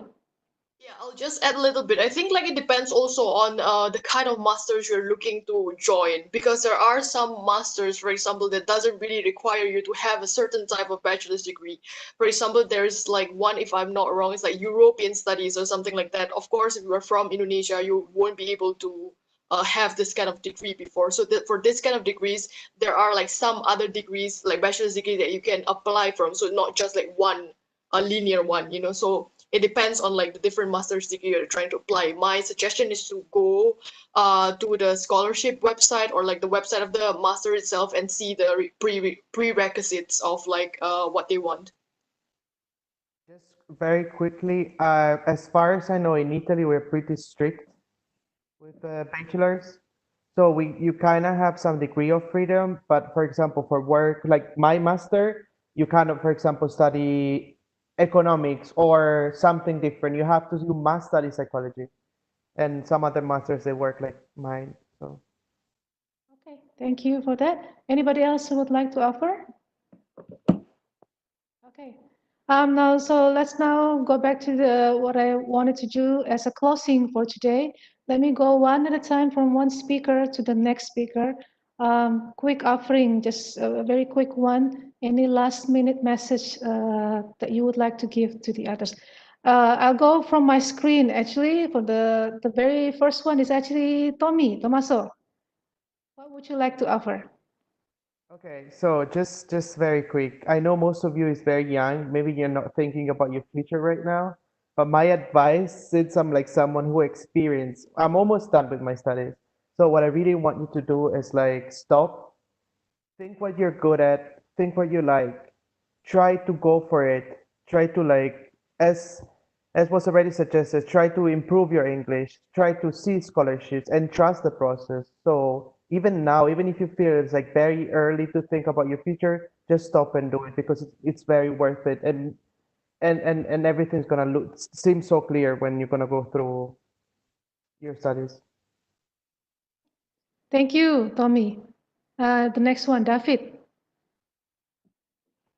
Yes. So my advice is actually getting scholarship here is not considered like your biggest success. So I tried to enter some competitions or to try some other grants or things, and I still failed them. So my advice is that you should use your youth to empty your fail bottle. So I believe that every people has a set number of failures. So if you are not afraid, don't be afraid and just try anything you want. Just let it be, and soon you will not regret failing because you cannot fail. You will either get experience or you can get what you want. So I think that's it. Wow. Thank you, David. Next one, Audrey.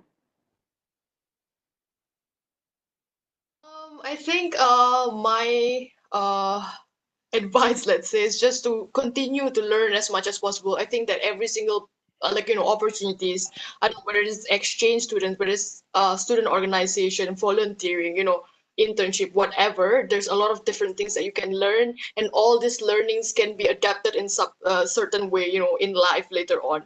So that's my first. And the second one is just be brave and really take all the opportunities that is like being given to you, because opportunities really don't come twice, and you don't know, maybe in the opportunity is just a scholarship, but you don't know what other opportunities can be open from this one opportunity that you get, so just be always open to like opportunities, be open-minded also. That's it. Thank you, Audrey. Great advice. The next one is Ivan. Ivan. Yes, there's a piece of advice that is actually also part of my father's words.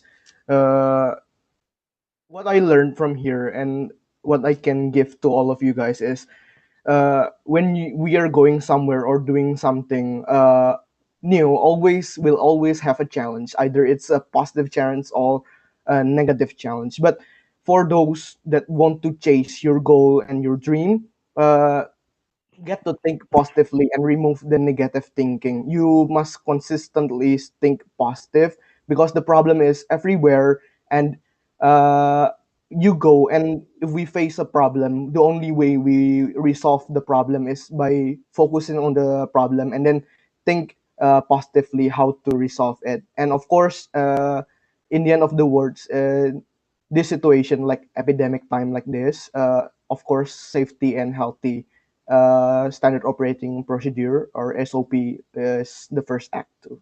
I think that's my advice. Thank you, Ivan. That's an advice from the youngest of all the speakers. And by the way, Ivan is not the only Vidya Mandala students in Taiwan right now. I would like to say hi to the other three also. Are they Uh, there? Oh, no, in class. Unfortunately, they have classes right Class, now. okay. Yeah. Adam, Stephen, and And is it Jessica. Jessica? Yeah. There are four of them over there, but they have class. Okay, the next one, Randy. I'd like to say have faith on yourself. As someone from rural Indonesia, studying overseas is a big thing for me. Actually, before I felt less than anyone else, but after the process of studying, I found that I'm equal to them. I have the same voice, and I get this opportunity. It's a lifetime opportunity, and I learn a lot. So just have faith on yourself. You're not any less than you are as great as other students, like if you study overseas. So yeah, it's a good opportunity. Thank you, Randy. Next one, Stephanie. Yeah, maybe one advice is just like invest your time in something that could help you in the future. So don't just playing only games, watching dramas, but maybe you should learn how to watch. Personally, like I learned a lot of my English from YouTube. So do that because and just keep believe that God have a big plan for you. So don't waste your time, or you won't achieve that plan for you. That's it. Thank you, Steph. And last one, Victor. For me, like for those who are staying in your home in Indonesia, uh, don't be afraid. Just relax your time. Like this is the time that you can improve yourself. Like you can read, or you can maybe looking for some scholarship for your future plan. Like rather than you go outside risking your life, it's better to stay at home. For me, I think. And also, when you want to apply the scholarship, don't don't be afraid. Just try. If you see like, oh, this scholarship has a good opportunity, just try. Don't be afraid to try. If you don't try, you will never know you will be able to get it or not. That's what I can say.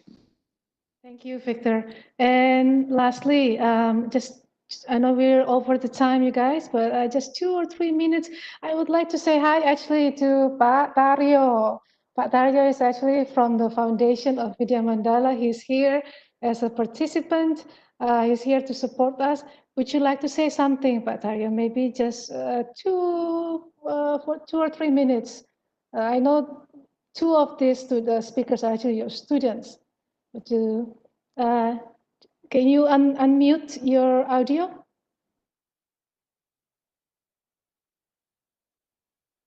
Yeah, so Victor and David, these were actually Pak Taryo's former students.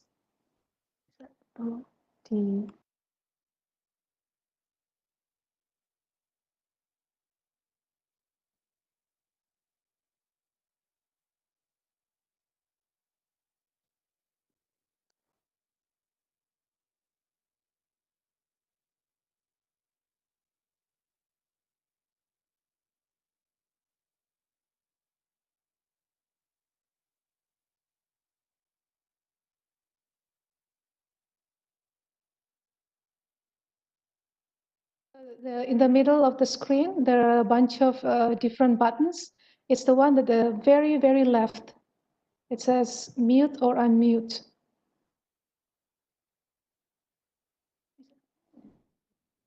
Belum ini.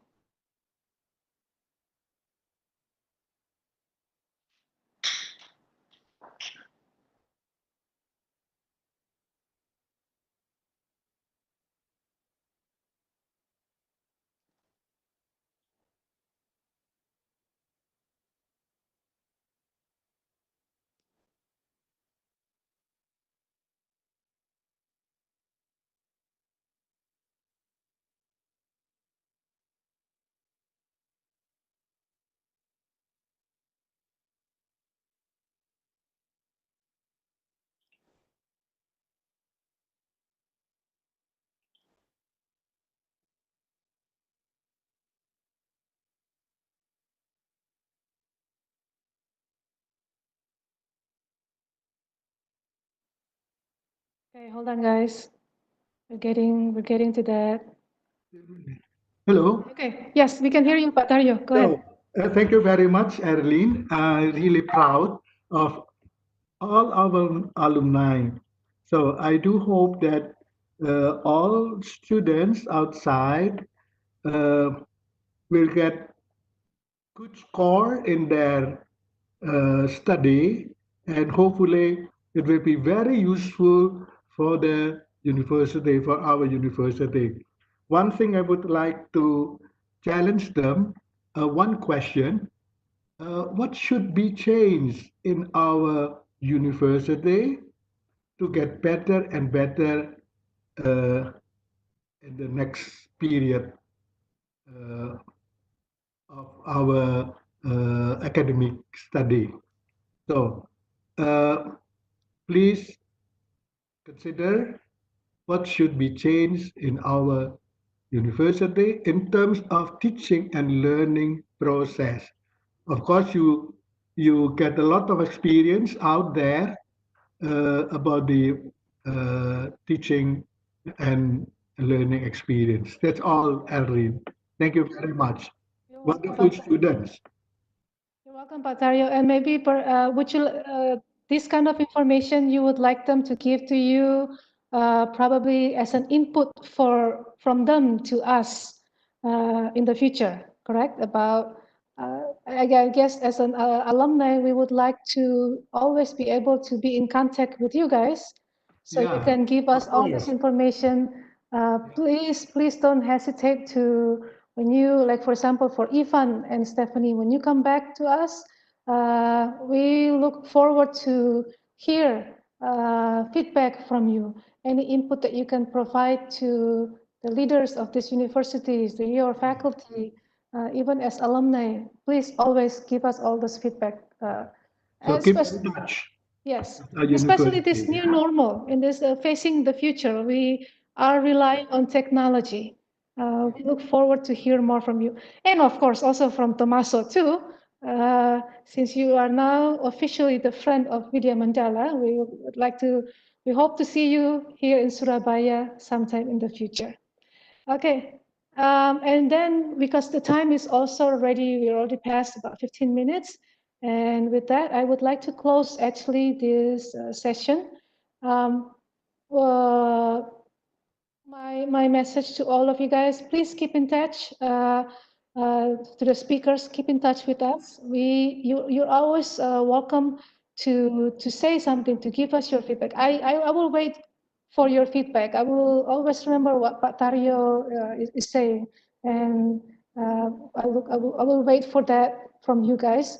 and also for the audience, to all participants who join us today through WebEx and YouTube. Thank you very much for your time. Thank you for being here. We have, sorry for a second, I have one more that I would like to share you, and which is the evaluation form. In this evaluation form, please give us your input. Hold on a second.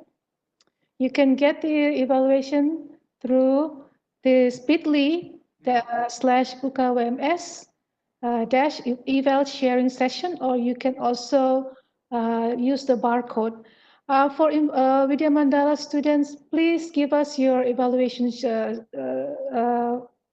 response, because we need this also for the completion of your points, of your student points. Thank you, everyone. Thank you for being here. I will have this on for this page for another 1 or 2 minutes, so you can actually write it down. Without your evaluation, we cannot learn from our experience, and we cannot improve our future sessions. So please do give us your input.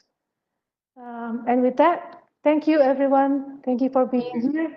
We will send you, we will send you your certificate and the PowerPoint within the next few weeks. Thank you very much. Bye-bye, everyone. Bye.